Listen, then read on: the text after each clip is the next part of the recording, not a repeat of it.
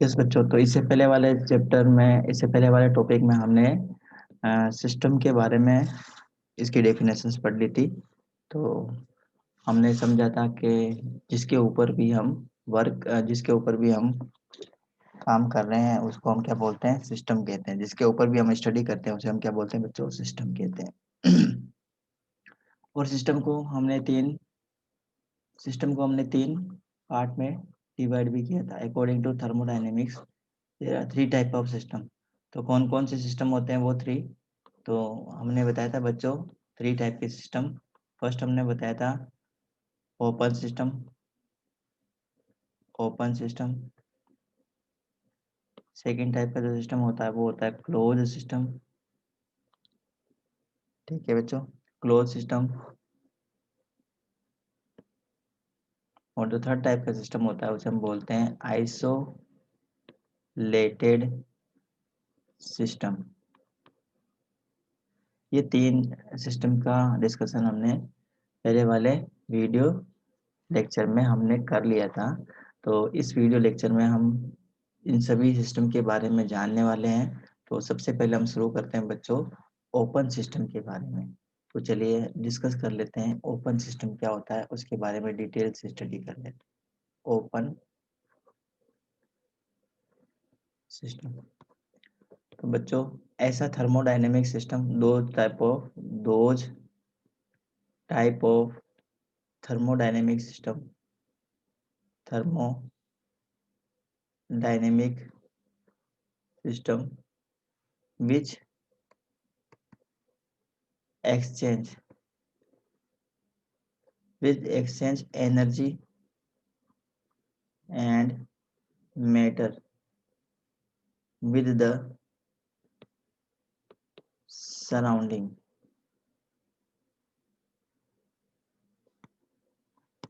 उसे क्या कहेंगे बच्चों, ओपन सिस्टम कहेंगे। ओपन सिस्टम क्या है, एक ऐसा सिस्टम जो क्या करता है, सराउंडिंग से एनर्जी और मैटर दोनों को क्या करता है, एक्सचेंज करता है। उसे हम क्या कहेंगे बच्चों, ओपन सिस्टम कहेंगे। जैसे एक एग्जांपल दे रहा हूँ बच्चों, जैसे ये है एक कंटेनर हमने लिया है, कंटेनर है, दिस इज द कंटेनर। या हमने एक बीकर ले लिया है, बीकर आप सभी लोग जानते होंगे। एक ऐसा कंटेनर ले लिया, इसमें हमने पानी रख दिया, पानी है, इसमें पानी भरा हुआ सपोज। ठीक है, अब ये जो पानी है ना बच्चों, सपोज हमने पानी का कुछ टेम्परेचर है तो ये क्या करेगा, अगर ये ओपन है, ओपन है इसका मतलब इस कंटेनर के ऊपर कोई ढक्कन नहीं लगा हुआ, या ये क्लोज कंटेनर नहीं, ओपन कंटेनर है, तो ये क्या करेगा, सिस्टम से मतलब जो सराउंडिंग है ना बच्चों, सराउंडिंग, अगर सराउंडिंग का टेम्परेचर कम है, अगर सराउंडिंग का टेम्परेचर कम है या सराउंडिंग की हीट कम है, मतलब हीट कम होने का मतलब यहाँ पे क्या है बच्चों, टेम्परेचर लो है। और अगर इस वाटर का टेम्परेचर क्या है बेटा, हाई है, इस वाटर का टेम्परेचर हाई है, तो ये क्या करेगा, सराउंडिंग को टेम्परेचर का क्या करेगा, एक्सचेंज करेगा। मतलब temperature always move from the higher temperature, higher region to low region. तो जो टेम्परेचर, ये जो हीट है ना बच्चों, हीट का ट्रांसफर होगा from there higher temperature to low temperature की तरफ हीट का क्या होगा, ट्रांसफर होगा। मतलब ये जो वाटर है ना, ये क्या करेगा, रेडिएशन रेडिएट करेगा, हीट रेडिएशन को ये क्या करेगा, रेडिएट करेगा, हीट रेडिएशन को ये रेडिएट करेगा, मतलब बाहर निकालेगा। तो क्या होगा, पानी का जो टेम्परेचर है वो सराउंडिंग के टेम्परेचर की क्या हो जाएगा, थोड़ी देर बाद में इक्वल हो जाएगा, मतलब इक्विलिब्रियम की कंडीशन आ जाएगी। After some time the temperature of water temperature of water become equal to the temperature of surrounding after some time। ये होगा, मतलब यहाँ पे क्या हो रहा है, ओपन सिस्टम है, तो ओपन सिस्टम है तो ये क्या कर रहा है, हीट को एक्सचेंज कर रहा है। कहाँ से एक्सचेंज करेगा, ये सिस्टम हमेशा हीट को एक्सचेंज करेगा, कहाँ से करेगा बेटा, सराउंडिंग से। सिस्टम हमेशा सराउंडिंग से हीट को क्या करेगा, एक्सचेंज करेगा। मैटर को भी एक्सचेंज कर सकता है। मैटर को कैसे एक्सचेंज कर रहा है, यहाँ पे देखेंगे, ये ओपन सिस्टम है बेटा, ये क्या है, ओपन सिस्टम है। तो ओपन सिस्टम है तो हमें पता है बच्चों, कोई भी जो लिक्विड होता है ना, लिक्विड लिक्विड तो लिक्विड की खासियत क्या होती है, ये वेपराइज होता है। ये क्या होता है, ये इसमें वेपराइजेशन होता है। तो वेपराइजेशन आप लोगों ने पढ़ा होगा छोटी क्लास में। Vaporisation is the process of converting of liquid into its vapour at any temperature चाहे कुछ भी हो। लिक्विड क्या होगा बेटा, वेपर में कन्वर्ट होगा। लिक्विड किस में कन्वर्ट होगा, इसके वेपर में कन्वर्ट होगा। इस प्रोसेस को हम क्या कहते हैं, वेपराइजेशन कहते हैं। जैसे पानी है, पानी को किसी भी टेम्परेचर पर रख दो, पानी का अगर टेम्परेचर कम होगा ना, अगर पानी का टेम्परेचर कम है, if the temperature of water is less, temperature of water, अगर पानी का टेम्परेचर कम है बेटा, तो भी उसमें क्या होगा, एवोपरेशन होगा। क्या होगा उसमें, एवोपरेशन होगा। एवोपरेशन का मतलब यहाँ पे क्या है, उसका वेपराइजेशन होगा। क्या होगा, उसका वेपराइजेशन होगा। और अगर पानी का टेम्परेचर ज्यादा है और कंटेनर कैसा है बेटा, ओपन कंटेनर है, इस टाइप का कंटेनर है, ओपन है, कुछ भी नहीं लगा है, गर्म पानी ले लिया हमने, पानी गर्म ले लिया, इसका मतलब उसका टेम्परेचर क्या बेटा, यहाँ पे हाई टेम्परेचर है। तो हाई टेम्परेचर होगा, सराउंडिंग का अगर टेम्परेचर कम होगा, सराउंडिंग मतलब आसपास का टेम्परेचर अगर कम है, तो वाटर क्या होगा, धीरे धीरे ठंडा होगा। ठंडा होगा ना, और टेम्परेचर भी डाउन होगा, साथ साथ में क्या होगा, इवोपरेट भी होता है। ये क्या होता है, इसमें इवोपरेशन भी चलता रहता है, आप सभी लोगों को पता होगा। तो वाटर से क्या होगी, वाटर वेपर्स बाहर निकलेगी। तो वाटर वेपर्स बाहर निकल रही है, इसका मतलब वाटर जो है ना, ये हमारे लिए ये क्या सिस्टम है, ये क्या है बेटा, ये जो कंटेनर में हमने पानी लिया ना, ये हमारे लिए क्या क्या है, ये सिस्टम है। मतलब हम इसके ऊपर क्या कर रहे हैं, स्टडी कर रहे हैं। अब हम इसके ऊपर स्टडी कर रहे हैं, तो ध्यान देंगे बच्चों, इसके ऊपर हम स्टडी कर रहे हैं, तो ये जो कंटेनर है, ये क्या करेगा, सराउंडिंग से हीट को ट्रांसफर तो करेगा ही करेगा, साथ साथ में एनर्जी को भी, मैटर को भी क्या करेगा, ट्रांसफर करेगा। तो system open system are those thermodynamic system with exchange heat as well as matter to the surrounding. तो ऐसे सिस्टम होते हैं बेटा, ये ओपन सिस्टम ऐसे सिस्टम होते हैं जो क्या करते हैं, हीट को साथ साथ में हीट को और एनर्जी को क्या करते हैं, एक्सचेंज करते हैं विद सराउंडिंग। तो ये समझ में आ गया होगा आपको। अब हम पढ़ लेते हैं बेटा क्लोज सिस्टम के बारे में। क्या पढ़ लेते हैं, अब हम क्लोज सिस्टम के बारे में डिस्कस कर लेते हैं। तो चलो बच्चों देख लेते हैं क्लोज सिस्टम क्या होते हैं। क्लोज सिस्टम क्लोज सिस्टम तो क्लोज सिस्टम का मतलब है बेटा, क्लोज कंटेनर ले लो, एकदम क्लोज कंटेनर ले लो, और उसमें कोई भी हमारे पास में क्या है, मेटर है। तो मेटर क्या हो सकता है, मेटर किस किस फॉर्म में हो सकता है, मेटर तीन फॉर्म में हो सकता है हमारे पास में। वो लिक्विड फॉर्म में हो सकता है, वो सॉलिड फॉर्म में हो सकता है, और वो किस फॉर्म में हो सकता है, वो गैसियस फेज में हो सकता है। तो तीनों फेज हमें कंसिडर कर सकते हैं, लिक्विड फेज में, सॉलिड फेज में एंड गैसियस फेज में। मेटर को लेना है, किस में लेना है, क्लोज कंटेनर में लेना है। तो क्लोज कंटेनर में अगर हम मेटर लेंगे, उसके ऊपर अगर हम स्टडी करते हैं, तो वो हमारे लिए किस टाइप का हमारे लिए वो सिस्टम हो जाएगा बेटा, वो हमारे लिए क्लोज सिस्टम हो जाएगा। क्लोज सिस्टम हो जाएगा, देखो ऐसे ध्यान देंगे बेटा, किस टाइप से क्लोज सिस्टम होता है। जैसे ये मैंने बना दिया एक कंटेनर, ये कंटेनर है बच्चों, जो कि कैसा है, क्लोज है, क्लोज कंटेनर है ये, ठीक है, क्लोज कंटेनर, ठीक है। या कोई हमने एक वेसल लिया जो क्या है, चारों तरफ से क्लोज है, पैक्ड है, और इस वेसल के अंदर क्या है बेटा, लिक्विड भरा है, कोई भी लिक्विड भरा है, और सपोज यहाँ पे इसमें क्या भरा हुआ है, लिक्विड भरा हुआ है, ये लिक्विड है इसमें भरा, ठीक है। अब ये जो कंटेनर है ना बेटा, सपोज ये क्या है, मेटेलिक है, क्या है, मेटेलिक कंटेनर है, मेटेलिक कंटेनर है, इसका मतलब इसकी जो वॉल्स है ना, चारों तरफ की वॉल्स किससे बनी है, मेटल से बनी है। अब आप लोगों को पता है बेटा कि जो मेटल्स होते हैं ना, metals are good conductor of heat, अच्छे कंडक्टर होते हैं किसके? हीट के। तो अगर हमने इसमें कोई भी लिक्विड भरा है, उसका कुछ टेम्परेचर है, सराउंडिंग का टेम्परेचर अलग है। सराउंडिंग का जो टेम्परेचर है ना बेटा, इसके चारों तरफ की जो एयर है या इसके चारों तरफ का जो भी एनवायरनमेंट है, वो उसकी क्या होगी? सराउंडिंग हो जाएगी। अगर सराउंडिंग का टेम्परेचर कुछ अलग है और इसके अंदर जो लिक्विड भरा है, उसका टेम्परेचर क्या है बेटा? कुछ अलग है, सराउंडिंग का टेम्परेचर कुछ अलग है। तो अगर टेम्परेचर में डिफरेंस है, अगर टेम्परेचर में किसी भी टाइप का कोई डिफरेंस है, जैसे सराउंडिंग का टेम्परेचर हाई है, सपोज सराउंडिंग का टेम्परेचर कैसा है बेटा? हाई है। सराउंडिंग का टेम्परेचर हाई है और इसके अंदर जो हमने लिक्विड लिया है उसका टेम्परेचर लो है, तो क्या होगा यहाँ पे? क्या मैटर एक्सचेंज हो जाएगा क्या? मैटर एक्सचेंज होगा? मैटर एक्सचेंज नहीं होने वाला। मतलब इसके अंदर जो लिक्विड भरा है ना, वो क्या सराउंडिंग से इंटरेक्ट करेगा क्या? नहीं करेगा। इसके अंदर जो मैटर है ना बेटा, मैटर जो हमने डाला है इस क्लोज कंटेनर के अंदर जो चारों तरफ से पैक है, ये मैटर अपने सराउंडिंग से कोई भी इंटरेक्शन नहीं कर पाएगा। मतलब इसका एक्सचेंज नहीं होगा। मतलब यहाँ पे मैटर का कोई एक्सचेंज नहीं होने वाला है। लेकिन आप यहाँ पे देख सकते हैं कि टेम्परेचर में डिफरेंस है।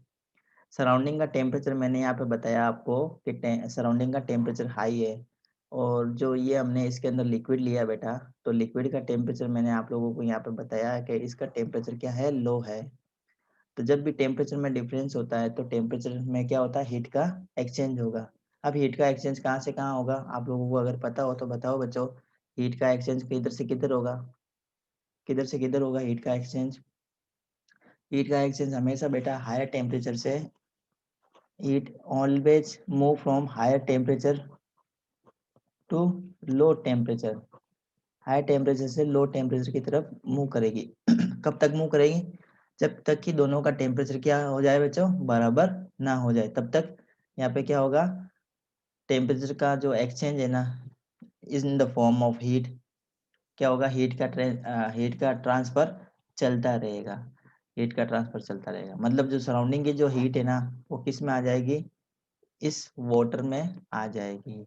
कैसे आएगी? Through the conducting wall of this container. Through the conducting wall, through the conducting walls of the container। Container की जो वॉल्स है वो कैसी है बेटा? कंडक्टिंग वॉल्स है। कंडक्टिंग वॉल्स का मतलब यहाँ पे क्या है? मैंने आपको पहले ही बताया था कि ये जो हमने क्लोज वेसल लिया है ना बेटा, क्लोज वेसल, ये किसका बना हुआ है? ये मेटल का बना है। किसका बना है? ये मेटेलिक कंडक्टर, ये मेटेलिक कंटेनर है। तो जो मेटल होते हैं वो क्या करते हैं? अभी ये हमने लिखा देखो, metals are good conductor of heat, ये हीट के अच्छे कंडक्टर होते हैं। तो ये क्या करेंगे? हीट को ट्रांसफर करने में हेल्प करेंगे। तो क्लोज सिस्टम होता है ना बेटा, कहने का मतलब यहाँ पे ये कि है, अगर क्लोज सिस्टम है तो मैटर का एक्सचेंज नहीं हो सकता, उसमें मैटर एक्सचेंज नहीं होगा। लेकिन क्या चीज एक्सचेंज हो जाएगी बेटा? क्या चीज एक्सचेंज हो जाएगी? क्लोज सिस्टम है तो मैटर का एक्सचेंज नहीं होगा, लेकिन क्या चीज एक्सचेंज हो सकती है? हीट का एक्सचेंज हो सकता है। तो उस टाइप के सिस्टम को हम क्या बोलेंगे बेटा? क्लोज सिस्टम कहेंगे। आई थिंक क्लोज सिस्टम भी आप लोगों को अच्छे से समझ में आ चुका है। चलो बच्चों, नेक्स्ट सिस्टम की तरफ बढ़ते हैं हम। और नेक्स्ट सिस्टम है आइसोलेटेड सिस्टम। क्या है? Isolated system. अगर आप लोगों को समझ में आ रहा है तो चैट बॉक्स में लिख के बताओ, हाँ सर समझ में आ रहा है, या समझ में नहीं आ रहा है तो वो भी लिख के बताओ कि कुछ समझ में नहीं आ रहा सर। सारे बता दो, जो भी समझ में आ रहा है नहीं समझ में आ रहा है सब बता दो।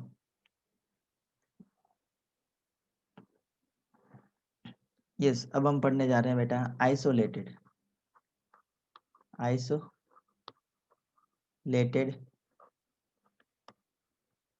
सिस्टम। अब देखो, क्या नाम है? Isolated system. आइसोलेटेड मतलब क्या होता है बेटा? आइसोलेटेड का मतलब होता है अलग थलग पड़ा हुआ, जो किसी से उसका कोई लेना देना नहीं है। आइसोलेटेड है वो पूरा का पूरा। मतलब आइसोलेटेड है इसका मतलब ना तो वो सराउंडिंग से हीट को ट्रांसफर करेगा ना मैटर को ट्रांसफर करेगा। तो इसमें ना तो हीट का ट्रांसफर होता है बेटा, हीट भी ट्रांसफर नहीं होती है, और मैटर भी ट्रांसफर नहीं हो सकता। ना तो हीट का ट्रांसफर करेगा सराउंडिंग से, ना मैटर का ट्रांसफर करेगा। तो इस टाइप के सिस्टम को हम क्या बोलते हैं बेटा? आइसोलेटेड सिस्टम कहते हैं। देखो मैं बता देता हूँ आपको डायग्राम बना के। थर्मोस फ्लास्क आप लोगों ने देखा होगा, थर्मोस फ्लास्क, थर्मोस फ्लास्क जिसको आप लोग थर्मोस फ्लास्क बोलते हैं ना, जिसके अंदर अगर हम कोई भी कोल्ड लिक्विड डालते हैं तो वो कोल्ड ही रहता है काफ़ी टाइम तक, अगर उसमें हॉट लिक्विड डालते हैं तो काफ़ी टाइम तक वो हॉट रहता है।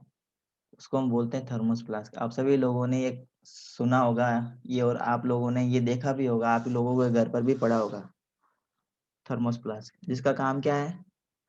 अगर इसमें कोई कोल्ड लिक्विड भरा है तो वो कोल्ड ही रहता है काफ़ी टाइम तक, और अगर उसमें हमने कोई हॉट लिक्विड भर दिया है तो वो काफ़ी टाइम तक हॉट रहता है, काफ़ी टाइम तक हॉट रहता है। उसको हम क्या बोलते हैं? Thermos flask.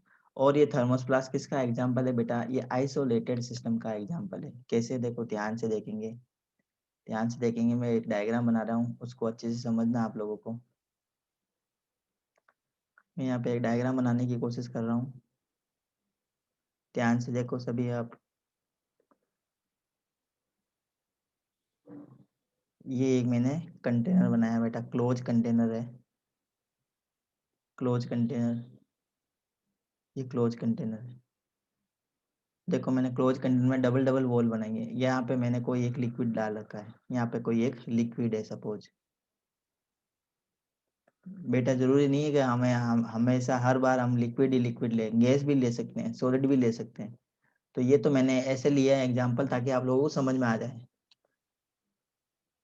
ठीक है। तो ये हमने एक लिक्विड इसमें डाल दिया। अब ये जो क्लोज कंटेनर है ना बेटा, ये इसकी डबल वॉल है, और दोनों डबल वॉल के बीच में एक इंसुलेटर सब्सटेंस भरा है, एक इंसुलेटर सब्सटेंस भरा है। वो क्या करेगा? अंदर की हीट को अंदर ही रहने देगा और बाहर की हीट को अंदर एंटर नहीं करने देगा। मतलब अंदर की हीट अंदर रहेगी, अंदर की हीट बाहर नहीं जाएगी, ना बाहर की हीट अंदर एंटर करेगी। मतलब ये क्या करेगा? इंसुलेटेड सिस्टम है ये अब ये क्या है? Isolated system. अब आइसोलेटेड सिस्टम में आप लोगों को पता है मैटर का एक्सचेंज का तो होने का सवाल है ही नहीं। मैटर का एक्सचेंज कैसे होगा? मैटर का एक्सचेंज होगा क्या यहाँ पे? नहीं होगा ना, नहीं होगा, क्योंकि क्या है, ये चारों तरफ से क्लोज है, तो मैटर कैसे जाएगा बाहर? नहीं जा पाएगा। दूसरा देखो बच्चों, यहाँ पे हीट, तो क्या हीट का ट्रांसफर हो सकता है क्या? यहाँ पे हीट का एक्सचेंज हो सकता है क्या? नहीं हो सकता। रीजन क्या है? यहाँ पे हीट का एक्सचेंज भी नहीं होगा। रीजन यहाँ पे ये है बेटा कि ये जो वॉल्स है ना इसकी, आइसोलेटेड सिस्टम की, ये कैसी है बेटा? ये कैसी है? ये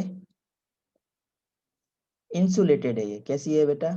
इंसुलेटेड वॉल्स है। इंसुलेटेड वॉल्स होती है ना, वो क्या करती है? हीट को एक्सचेंज को रोक लेती है, मतलब बाहर की हीट को अंदर नहीं आने देगी। बाहर की हीट अंदर नहीं आ सकती, मतलब सराउंडिंग की जो हीट है ना बेटा, वो अंदर नहीं आ पाएगी। और जो अंदर की जो हीट है ना बेटा, अंदर की जो हीट है वो बाहर नहीं जा पाएगी। समझ में आ गया कंसेप्ट? मतलब आइसोलेटेड सिस्टम ऐसे सिस्टम होते हैं जो ना तो मैटर को एक्सचेंज करते हैं ना हीट को एक्सचेंज करते हैं, उसे हम क्या कहेंगे?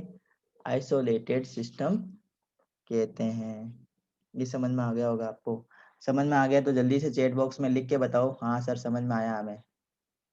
जल्दी से चैट बॉक्स में लिख के बताओ बच्चों, फिर हम नेक्स्ट पॉइंट पढ़ते हैं।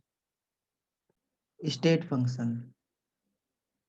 अब हम पढ़ने जा रहे हैं बच्चों, स्टेट फंक्शन क्या होते हैं, तो इसको अच्छे से समझेंगे। तो physical quantity is said to be state function if the value depends only upon the state of the system and do not depend upon the path by which the state has been attained। उसे हम क्या कहते हैं बच्चा? State function कहते हैं। मैंने क्या डेफिनेशन बोली है बेटा? मैंने बोला है कि एक ऐसी फिजिकल क्वांटिटी, क्या बोला मैंने? फिजिकल क्वांटिटी जो किसके ऊपर डिपेंड करती है? जो स्टेट के ऊपर डिपेंड करती है, उसकी सिर्फ उसकी स्टेट के ऊपर डिपेंड करती है। और वो स्टेट उस फिजिकल क्वांटिटी ने कैसे अटेंड की है उसके ऊपर डिपेंड नहीं करती है। उसे हम क्या बोलते हैं बच्चा? स्टेट फंक्शन कहते हैं। क्या कहते हैं उसको? हम स्टेट फंक्शन कहते हैं। जैसे एक एग्जांपल बताता हूँ बेटा, काइनेटिक एनर्जी। ये क्या है? ये स्टेट फंक्शन है काइनेटिक एनर्जी। अब आप लोगों को पता होगा बच्चों, काइनेटिक एनर्जी का मतलब या पोटेंशियल एनर्जी, जो भी है काइनेटिक एनर्जी हो चाहे पोटेंशियल एनर्जी हो, दोनों किसका एग्जांपल है? स्टेट फंक्शन का एग्जांपल है। अब मान लो एक आपको एग्जांपल दे रहा हूँ, एक आपको एग्जांपल देके बता रहा हूँ, ध्यान से देखेंगे। सपोज एक कोई पर्सन है, एक पर्सन है जो ज़मीन के ऊपर खड़ा है, ज़मीन पर खड़ा है, और जो दूसरा सेम पर्सन है ना, सेम पर्सन, दूसरा सेम पर्सन है, वो क्या कर रहा है? एक बिल्डिंग के ऊपर चढ़ रहा है। बिल्डिंग में, ये बिल्डिंग्स है, और ये बिल्डिंग के ऊपर ये क्या कर रहा है? चढ़ रहा है, और इसको सबसे टॉप टॉप के ऊपर जाना है। तो ये क्या कर रहा है पर्सन? 2 काम कर सकता है। ये या तो लिफ्ट का सहारा ले सकता है, लिफ्ट से नीचे से ऊपर जा सकता है, या फिर ये स्टेयर का सहारा ले सकता है, ये स्टेयर से जा सकता है। स्टेयर्स जो होती है ना बच्चों, सीढ़ियाँ, सीढ़ियों से ये नीचे से ऊपर जा सकता है। तो यहाँ पे देखो, इसको नीचे से ऊपर पहुँचाने वाले देखो 2 फैक्टर हो गए। एक तो हो गया लिफ्ट, एक तो इसने लिफ्ट का यूज़ किया, तो नीचे से डायरेक्ट ही ऊपर आ गया ये, हैं? और दूसरा इसने क्या किया? स्टेयर्स का यूज़ लिया। तो स्टेयर्स का यूज़ लेके ये नीचे से ऊपर आया। अब यहाँ पे इसकी जो, जब ये नीचे से ऊपर पहुँच जाएगा, ये जैसे नीचे से ऊपर पहुँच गया ये, ठीक है? अभी नीचे से ऊपर पहुँच गया। अब यहाँ पे इसकी पोटेंशियल एनर्जी बहुत ज़्यादा होगी बेटा, पोटेंशियल एनर्जी ज़्यादा होगा ना, क्योंकि यहाँ पे क्या है? हाइट बढ़ गई। अब यहाँ पे क्या बढ़ गई बेटा? हाइट बढ़ गई। तो हाइट बढ़ जाने से क्या हो जाती है? इसकी पोटेंशियल एनर्जी जो है वो क्या हो जाती है? बढ़ जाती है। अब ये पोटेंशियल एनर्जी को बढ़ाने वाला फैक्टर कौन-सा है? देखो, किसके ऊपर डिपेंड करेगा? इसकी सिर्फ़ फाइनल पोज़ीशन के ऊपर डिपेंड करेगा। फाइनल पोज़ीशन कौन-सी है? देखो, ये ग्राउंड फ्लोर पे था, ग्राउंड पे था ये। ग्राउंड से देखो, ये टॉप पे पहुँच गया, ये रूफ पे पहुँच गया। अब यहाँ पे फाइनल पोज़ीशन कौन-सी है इस पर्सन की? फाइनल पोज़ीशन ये है कि ये रूफ पर है, ये मतलब कुछ हाइट पे है, ज़मीन से कुछ हाइट पे है। इसके ऊपर इस पर्सन की पोटेंशियल एनर्जी डिपेंड करेगी। जितनी ज़्यादा हाइट पे होगा ये, इस पर्सन में पोटेंशियल एनर्जी उतनी ही ज़्यादा होगी, ठीक है? इसके ऊपर डिपेंड नहीं करेगा कि ये जो पर्सन है ना, नीचे से ऊपर पहुँचा कैसे है? ये क्या लिफ्ट का सहारा लेके आया है, या फिर स्टेयरकेस का सहारा लेके आया है, ये सीढ़ियों से चढ़ के आया है या लिफ्ट से आया है? इसके ऊपर ये डिपेंड नहीं करता। उसे हम क्या बोलते हैं बेटा? स्टेट फंक्शन कहते हैं। क्या कहते हैं उसको हम? स्टेट फंक्शन कहते हैं। कुछ समझ में आया आपको स्टेट फंक्शन के बारे में? कुछ समझ में आया क्या बेटा स्टेट फंक्शन के बारे में?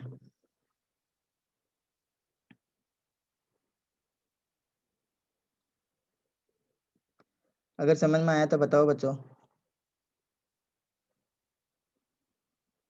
देखो, इसके अलावा जो स्टेट फंक्शन है ना बेटा, हमारे पास में स्टेट फंक्शन कौन-कौन सी फिजिकल क्वांटिटी है जो स्टेट फंक्शन के अंदर आएगी, ध्यान देंगे और उसको आप नोट कर लेंगे। सबसे पहला है बेटा वॉल्यूम, वॉल्यूम ये स्टेट फंक्शन है। दूसरा है बेटा टेम्परेचर, टेम्परेचर ये स्टेट फंक्शन है। थर्ड है बेटा इंटरनल एनर्जी, इंटरनल एनर्जी। और जो फोर्थ है हमारे पास में ये है एंथैल्पी, एंथैल्पी। फिफ्थ पॉइंट है हमारे पास में एंट्रोपी। क्या है? Entropy, entropy. और सिक्स पॉइंट है हमारे पास में free energy. All are example of state function. ये सब किसके एग्जाम्पल है बेटा? स्टेट फंक्शन के एग्जाम्पल है। मतलब इन स्टेट फंक्शन में ये जो फिजिकल क्वांटिटी है ना, फिजिकल क्वांटिटी ये वाली, ये किसके ऊपर डिपेंड करती है? सिर्फ और सिर्फ मैटर की, मैटर की स्टेट के ऊपर डिपेंड करती है। और उस मैटर ने वो स्टेट कैसे अटेंड की है, इसके ऊपर डिपेंड नहीं करती है। Those type of physical quantities which depends only on the state of the matter and do not depend on how the matter attend that state, उसके ऊपर डिपेंड नहीं करे, उसे हम क्या बोलेंगे बेटा जी? स्टेट फंक्शन कहेंगे। समझ में आ गई बात? समझ में आ गई बात? जैसे एक टेम्परेचर की हम बात कर लेते हैं, टेम्परेचर, टेम्परेचर की भी बात कर लेते हैं। स्टेट फंक्शन कैसे है? ठीक है। टेम्परेचर स्टेट फंक्शन कैसे है? तो देखो टेम्परेचर स्टेट फंक्शन है बेटा इस टाइप से कि जो टेम्परेचर है ना, टेम्परेचर को आप कैसे भी बढ़ा दो, टेम्परेचर को आप कैसे भी बढ़ाओ, सिर्फ टेम्परेचर बढ़ाना है, तो ये फाइनल स्टेट के ऊपर डिपेंड करेगा। मान लो एक कोई लिक्विड का ही एग्जांपल ले रहा हूँ मैं आपको। एक लिक्विड है जिसका इनिशियल टेम्परेचर था 20 डिग्री सेल्सियस और इसने हीट अटेंड कर ली, इसको हीट मिली इस वाटर को, और इसका टेम्परेचर बढ़कर हो गया बेटा 80 डिग्री सेल्सियस। कितना हो गया? 80 डिग्री सेल्सियस। अब ये जो टेम्परेचर है ना, ये टेम्परेचर ये स्टेट फंक्शन कहलाएगा, स्टेट फंक्शन कहलाएगा। मतलब अब ये जो 80 डिग्री वाला जो वाटर है ना, इसमें एनर्जी ज़्यादा है। कहने का मतलब है यहाँ पे इसकी एनर्जी ज़्यादा है। अब एनर्जी इसने गेन की, कैसे एनर्जी गेन की इसके ऊपर डिपेंड नहीं करेगा।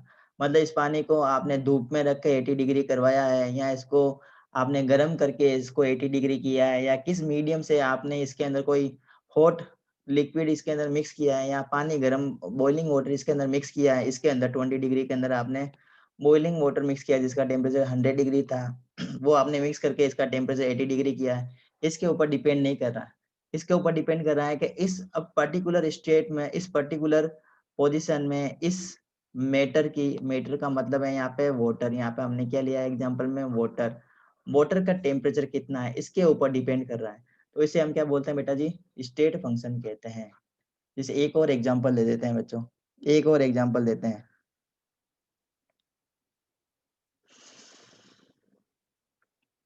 एक और एग्जांपल देते हैं हम वॉल्यूम का, वॉल्यूम का एग्जांपल दे देते हैं। तो वॉल्यूम भी क्या है बेटा? स्टेट फंक्शन है। ठीक है, ये क्या है? स्टेट फंक्शन है। तो एक एग्जांपल दे रहा हूँ बच्चों। For example the change in volume of water in pond, the change in the volume of the water in pond. मैं एक एग्जांपल दे रहा हूँ, ध्यान से सुनेंगे बेटा। जो स्टेट फंक्शन का एग्जांपल है, state function, the change in the in the volume of water in A pond is a state function. मतलब एक पॉन्ड था, पॉन्ड है सपोज, एक मैं एग्जांपल बता रहा हूँ बेटा, ध्यान से सुन लेंगे। ये एक पॉन्ड है सपोज, इसमें पानी है। ठीक है, पहले पानी कम था और दूसरी बार में उसमें कुछ टाइम बाद में इसमें पानी ज़्यादा हो गया। अब पानी ज़्यादा हो गया मतलब पानी ज़्यादा हो गया, इसका मतलब इसमें क्या हो गया? इसका पानी का जो वॉल्यूम है बढ़ गया। पानी ज़्यादा होने का मतलब क्या हो गया? The volume of water increase, volume of water increase. अब ये पानी है ना इस पॉन्ड के अंदर कहाँ से आया? ये रेनफॉल से आया। ये ये रेनफॉल से पानी आया है, या उसमें पानी हमने पोर किया है उस वजह से पानी आया है। किस वजह से पानी आया है? ट्यूबवेल से इसमें पानी हमने डाला है। ठीक है, या इसको वाटर से फिल्ड किया है, उससे कोई फर्क नहीं पड़ता। पहले इसका वॉल्यूम कम था, अब इसका वॉल्यूम बढ़ गया है। अब वॉल्यूम बढ़ाने वाले फैक्टर्स कौन से हैं? फैक्टर्स वो रेनफॉल है, या वो ट्यूबवेल का पानी इसके अंदर हमने छोड़ दिया है उस वजह से इसका पानी का लेवल बढ़ गया है, या और कोई रीजन है उस वजह से उसका पानी का लेवल बढ़ा। उसके ऊपर डिपेंड ही नहीं कर रहा। अब किसके ऊपर डिपेंड कर रहा है कि इस प्रेजेंट पोजीशन में इस वाटर का वॉल्यूम कितना है। इस प्रेजेंट पोजीशन में वाटर का वॉल्यूम बढ़ गया है, तो उस फिजिकल क्वांटिटी को हम क्या बोलेंगे बेटा जी? स्टेट फंक्शन कहेंगे। जैसे टेम्परेचर भी मैंने अभी बताया था, टेम्परेचर कैसे भी अटेंड करो, टेम्परेचर गेन करता है अगर कोई भी सिस्टम या कोई भी मैटर, और उसका टेम्परेचर अगर बढ़ जाता है तो उसे हम क्या बोलेंगे बेटा जी? स्टेट फंक्शन कहेंगे। स्टेट फंक्शन का मतलब है एक ऐसी physical quantity, those type of physical quantities which depends only on the state, final state of the matter, and do not depend how the physical quantity attend that state. मतलब उसके ऊपर depend नहीं करेगा कि उस पर्टिकुलर फिजिकल क्वांटिटी ने वो state कैसे अटेंड की, उसके ऊपर डिपेंड नहीं करता। उसे हम क्या बोलते हैं? स्टेट फंक्शन कहते हैं। दूसरे होते हैं बेटा पाथ फंक्शन। तो पाथ फंक्शन का मतलब होता है ऐसी फिजिकल क्वांटिटी जो किसके ऊपर डिपेंड करती है? पाथ के ऊपर डिपेंड करती है, स्टेट के ऊपर डिपेंड नहीं करती। उसे हम बोलते हैं पाथ फंक्शन। तो पाथ फंक्शन और स्टेट फंक्शन दोनों एक दूसरे के ऑपोजिट है, ध्यान से सुनेंगे। पाथ फंक्शन और स्टेट फंक्शन दोनों एक दूसरे के क्या होते हैं, क्या होते हैं एक दूसरे के, क्या होते हैं, दोनों एक दूसरे के ऑपोजिट होते हैं। Path function and state function both are opposite to each other.